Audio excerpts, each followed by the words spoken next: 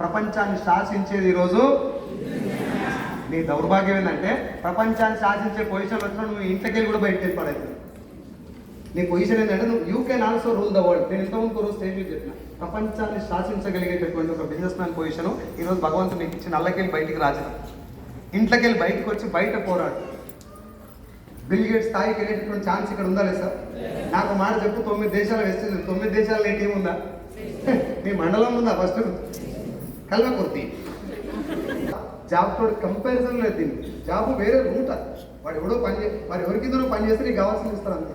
But business man అట్లా కాదు. నీకు ఏమేమి కావాలో నువ్వే సాధించుకోవచ్చు. ఎవ్రీథింగ్ ఇంక్లూడింగ్ ఫ్లైట్లో ఎక్కువ కాదు బిజినెస్ మ్యాన్ అంటే, ఫ్లైట్ కొనుడు. అర్థమైందా? ఉందా లేదా పొటెన్షియాలిటీ? నేను చెప్పేది మీకు కొంచెం ఆకాశంలో కనబడతాయి, ఎందుకంటే మీకు ఇంకా బిజినెస్ మ్యాన్ మైండ్ సెట్ రాకపోతే నేను చెప్పేది అట్లే కనబడతాయి. But the potentiality of business is that much, right? Next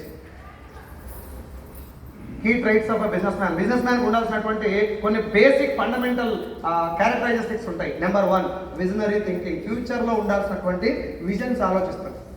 ఇవాళ దోసకాయ పప్పు ఎట్లుంది, సాంబార్లో నీళ్ళని కలిసినాయి, మొత్తం ఉంది. రేపు పొద్దున సత్యం సార్ మొత్తం టీమ్ వర్డ్స్ పర్ఫెక్ట్ జరగాల్సిన అవసరం లేదు. జనరంతా లోపల మోటివేషన్ అంటే పుట్టుకోమంటుంది అది. Yes or no? నీ దగ్గరకు వచ్చి ఎవడన్నా వెస్టీజ్ కంపెనీ వేసుకోవాల్సిన అవసరం లేదు. నీ లోపలే నా తోట ఇకదంటావా ఇది ఆయన వస్తే కట్టం, నీకు నువ్వు పొందబెట్టుకున్నట్టు. అవునా కదా? కాబట్టి డోంట్ డిపెండ్ ఆన్ మోటివేషన్ మీద డిపెండ్ అవుతుంది. టెంపరీ చేసుకుంటున్నారు. నేను అక్కడికి వెళ్ళాలి, ఏది ఏం జరిగినా నెక్స్ట్ ఇయర్ వరకల్లా ఆ టైం వరకల్లా ఆ ప్లేస్లో ఇల్లు తీసుకోవాలి, ఆ ప్లేస్లో కారు నిలబెట్టాలి, ఆ స్కూల్లో నా పిల్లల్ని జాయిన్ చేయాలి, నాకు ఉన్నటువంటి డ్రీమ్స్ మొత్తం ఫుల్ఫిల్ చేసుకోవాలి. నీ ఆలోచన మొత్తం దాని మీద పెట్టాలి తప్ప అవుతుందంటావా నాతోటి? ఇది ఒక్కటి చాలు. ఇది ఒక్క గుండు సూది ఎంత పెద్ద బెలూనైనా పుట్టుక్కున పడగొడుతుంది. అది ఇంకా బయట పెట్టిన దానికంటే నీ లోపల వచ్చింది చాలా danger. Yes or no? Self motivated ఉండాలి. బయట దగ్గర నుంచి మోటివేషన్ ఎక్స్పెక్ట్ చేయకండి సార్. నేను అందుకే టీమ్ మీటింగ్లలో కూడా ఎక్కువ శాతం ఆ మోటివేషన్ మీద ఎక్కువ ఫోకస్ చేయడం బంద్ చేసిన. స్టార్టింగ్లో ఏం చేస్తే ఎక్కువ ధైర్యం రావడం కోసం ఎక్కువ మోటివేట్ చేసి చాలా మంది. తర్వాత నాకు రియాలిటీ అర్థమైపోయి మోటివేషన్ మీద పక్కకు పెట్టి క్లారిటీ బిజినెస్ ఏంది అర్థం చేసుకోవడం చెప్పడం మొదలుపెట్టి. అర్థమైందా? మోటివేషన్ అనేది టెంపరీ. ఇంటికి పోగానే నేను ఇక్కడ ఎంత మోటివేట్ చేస్తే అంతకు 10 ఇంతలు డిమోటివేట్ చేస్తాను బయట చాలా మంది ఉండాలి సార్. సో మోటివేషన్ బయట నుంచి తీసుకోవద్దు, ఇన్సైడ్ మోటివేషన్ ఉండాలి. Patience and consistency. ఓపిక ఉండాలి, కంటిన్యూస్గా పనిచేయాలి. సార్ ఓపిక ఉంటే డబ్బులు వస్తాయంటే ఇంటికాడ కూర్చుంటే ఓపుతున్నట్ట లేనట్ట?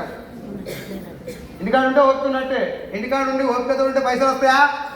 కన్సిస్టెంట్గా వర్క్ చేసుకుంటూ ఉండాలి. ఏం వర్క్ చేయాలా?